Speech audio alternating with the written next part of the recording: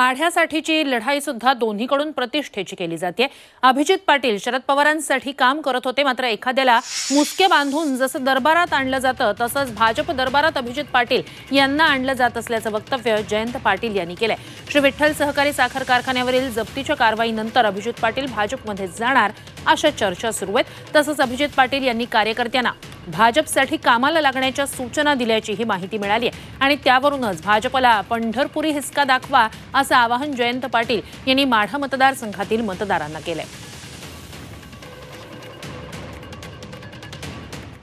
अभिजित पाटील फार शरद पवारांच्यासाठी काम करत होते, म्हणून एखाद्याला जसं मुसक्या बांधून आवळून दरबारात हजर केले जातं तसे गेल्या 2-4 दिवसात त्या विचारांना हजर करायचा कार्यक्रम झालेला दिसतोय। आता शेवटी माणूसच आहे, कारखानदारी आहे, प्रश्न अनेक आहे, त्यामुळे आता तूर्त ते तिकडे जातात असं दिसतंय।